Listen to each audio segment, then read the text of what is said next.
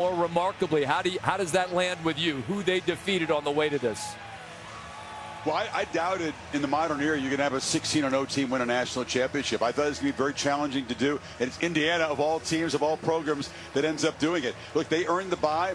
They went out to Pasadena, and they were not just happy to be there. They dominated Alabama.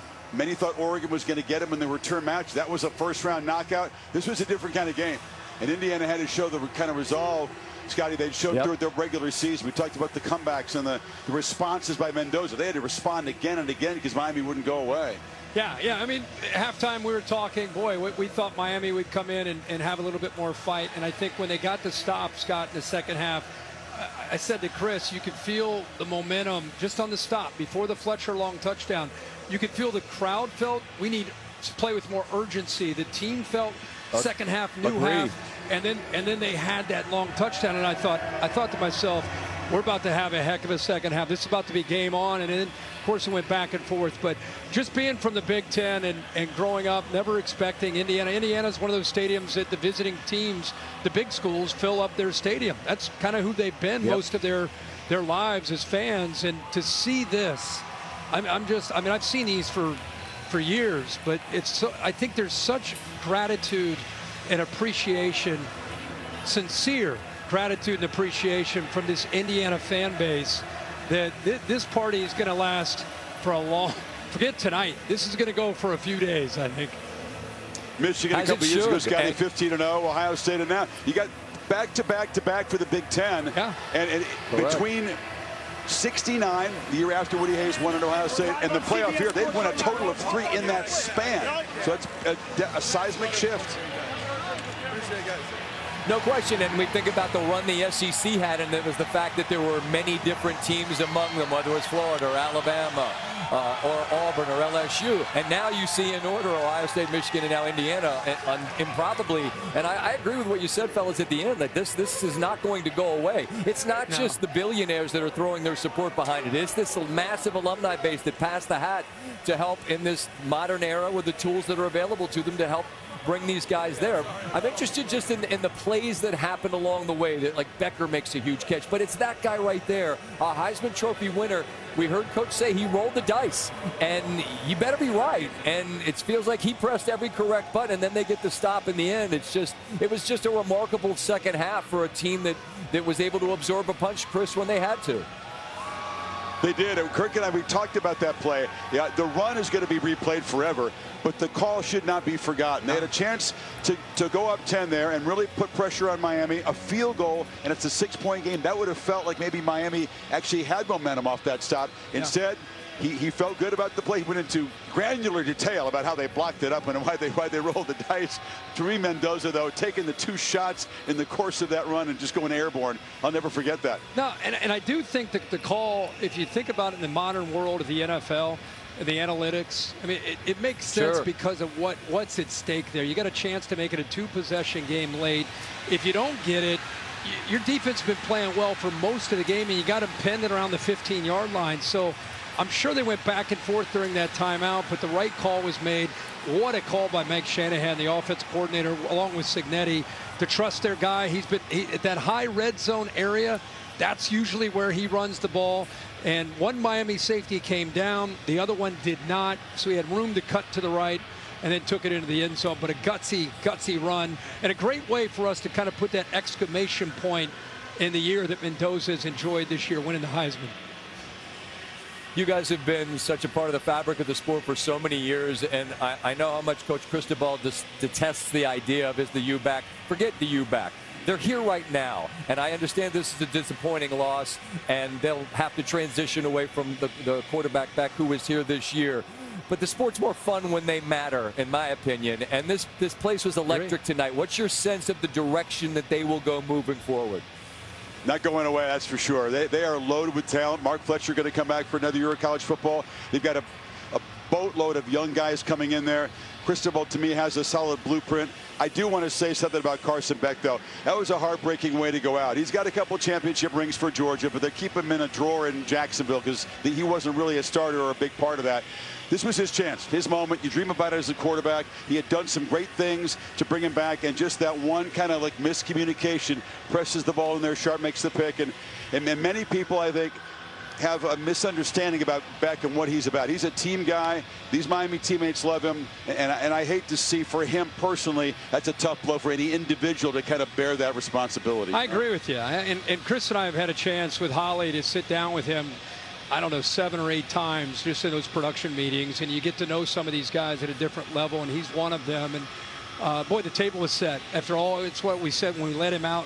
You know, when they after Indiana kicked off, after all he's been through, down 6, minute and a half, go do it. You know, what an opportunity, and he got him across right around midfield or so, and then right. Sharp makes the play, and just maybe a miscommunication on the route. But I think, much like Indiana, I'm with Chris. Miami's not going to go anywhere. When you say Indiana's not going anywhere, Miami, that doesn't mean they're going to play in the national championship every year. It just means these teams are going to be around. These teams are.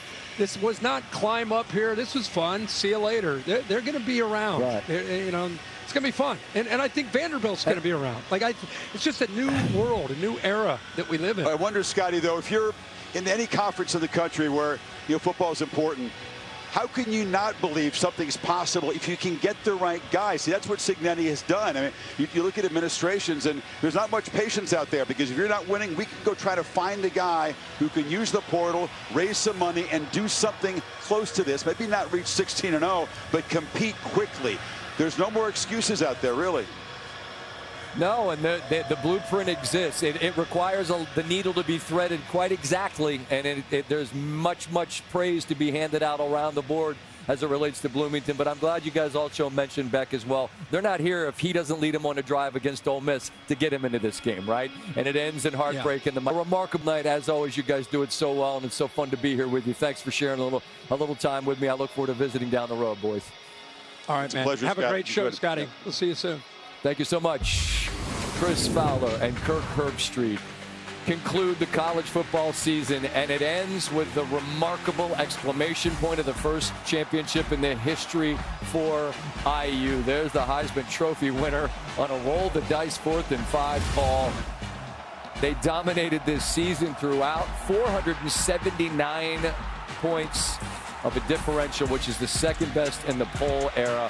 The only team to outscore opponents by more, Florida State. That was in 2013. Shout out, Jameis. Don't break that thing. And then Fernando Mendoza becomes the 10th quarterback all-time to win the Heisman Trophy and a national title in the same season. The last to do it, Joe Cool. Man, what a team that was. The 19 LSU squad. He went #1 overall after that. Dusty, Dusty, I looked up his over there. You're not Dusty. You're Reese Davis. You want me to leave? What? Dusty? Hell no. I'm happy to be with you both. You know how my affinity for Reese is well documented. Take a deep breath and try to process what we just witnessed. We're watching this game together, and let's be honest, it's dragging a little bit. Yeah. It's not great. Miami looks a little bit lost. Look like they're in the deep end of the pool, and the next thing you know, they hit one to Fletcher, and then now we're in one. Mm-hmm. For Indiana to land punches and absorb punches and then win in the manner in which they did, how will you look back and recall the way they did it tonight against Miami? Just when you think that they couldn't elevate their status anymore, they did. I know they were challenged some in the regular season. Certainly the Penn State game, they were challenged in a game. A lot of people overlooked the Iowa game. That's different than on this stage. And they had made it easy up to this point, and it looked as if they might do it again tonight. But when Miami punched them, they stood firm. And I'll just remember their resolve, their excellence, their attention to detail, and it resulted in one of the great championship teams we've seen. And there was a singular moment for Mendoza. Yeah. And I believe we might visit with Coach Cignetti. If we do, I'm going to ask him specifically about it. He said we rolled the dice. They took a timeout. We're watching this and we're processing this in real time. Like, do you kick it? And as Herbie said, the analytics of the moment, up 6 isn't great. And as it turned out, Miami went right down and scored anyway. But it's not just the play. It's the guy that ran the play and what he did on it. That was your reaction in real time was cool. Share it with the folks. Well, first of all, I thought he should kick. Because if it had been 4th and 2, I probably would have said, yeah, go for it. But 4th and 5, I was surprised he went ahead and went for it. And then I said it's one of the greatest plays on this stage I've ever seen. I think I stood up and yelled. You did. And I wasn't rooting for anything. It was the way that last hit and then that one, and he would have scored anyway, but just for good measure, he didn't fumble the ball. Right. He still didn't let go of the ball. And I think, Chris Fowler and I had an appearance together last night. We were talking about, in front of some people, what it's like when somebody tells you you're not good enough. When they say you don't want you, particularly if it's someone or some program that you've grown up loving. And to be able to have that moment and to make that play against them in this place is one of the great sports moments, I think, in my career that I've seen. Coach Signetti told you a while ago it'd make a hell of a movie, and they've only added better scenes to it after that. But, I mean, you yelled because I think, like me, you're a fan of athletic excellence. Yeah. And when the stage is this big and the stakes are this high, to have your absolute best when your absolute best is required, that's what I admire more than anything. And this Indiana team, time and time again, had the goods, and they still had to stand up late and make another play. And the fact that it's a Northwestern high school kid. I mean, the fact that his uncle is involved in the play against Ohio State years ago for the U is just incredible. I think Miami deserves to feel good about tonight, but no one's going to try to sell them any sunshine, nor should they. I think the heartbreak's understood and it's palpable. I was thrilled to be able to watch a game like this and to see how much each of them had.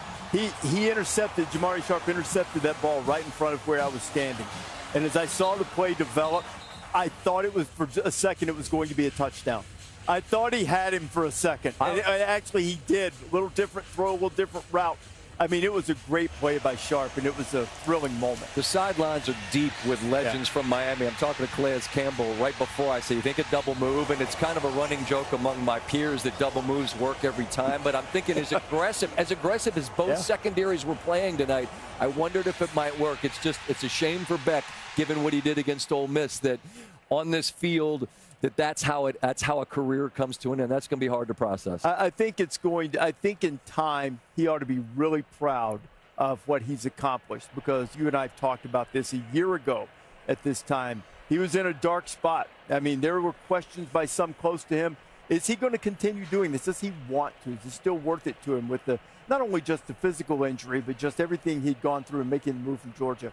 And to be able to get his team back here, to have a chance to play as well as he did, to become the leader that he became, I think is a really good story. And he'll never feel great about it because he's a competitor, but he should be proud because he acquitted himself with dignity. It's a disappointment for Miami on a day that dawned with the same optimism that Indiana had. Perhaps we could get another one. It did not happen. Mario Cristobal